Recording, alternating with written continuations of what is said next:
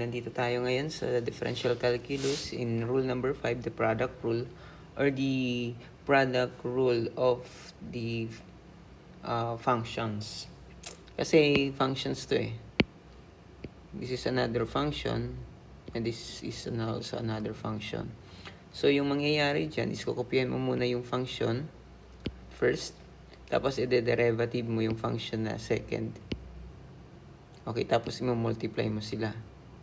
Okay, ganun yung gagawin natin. Tapos, plus, yung second function naman, kopyahin mo yung second function, and then, i-derivative mo yung first function.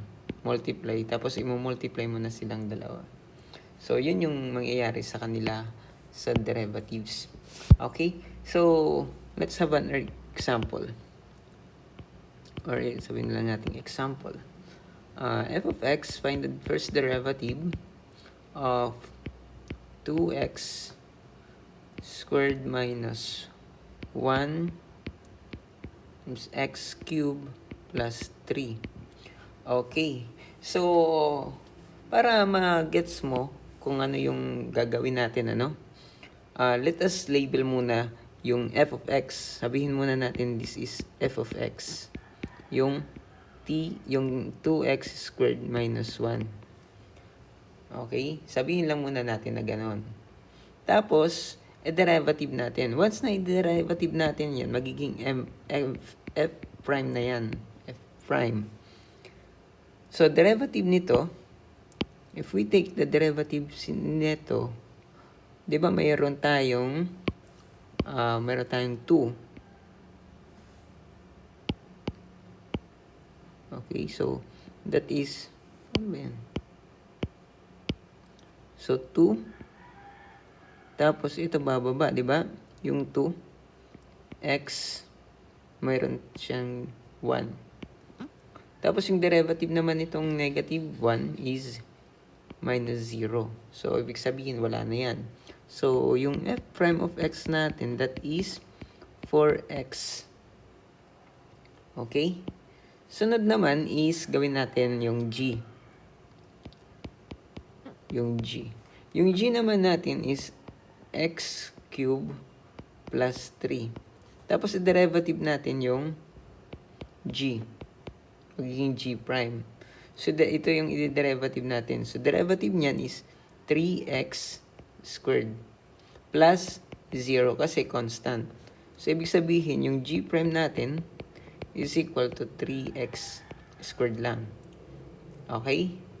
So, meaning, according to the formula, di ba? According to the formula here, is ibig sabihin, kukopyahin lang natin ito. Tapos ito. Yun yung mangyayari sa kanya. Para mapadali yung buhay nyo. So, what is, bali magiging ganito na siya. F of x times g prime of x plus g of x f prime of x. So, yung value natin is ito.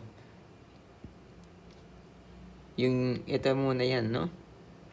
So, mangyayari dyan is 2x squared minus 1.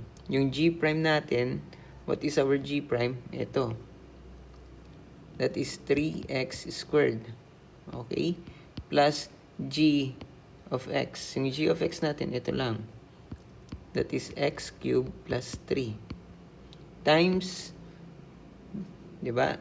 Times f prime of x, meron tayong 4x. Okay?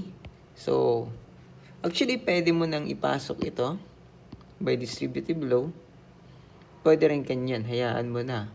Pero, syempre, according to the algebra na rules is dapat maging simplify or dapat simple yung ating magiging equation. So, dito, once na minultiply natin to, what is the value? Diba? What is the value here? So, magiging 6x to the 4th. Okay, so, I hope alam nyo yung paano naging to the 4th yan, ha? Kasi yung x natin, meron tayong 2. So, ibig sabihin, masasum up yan.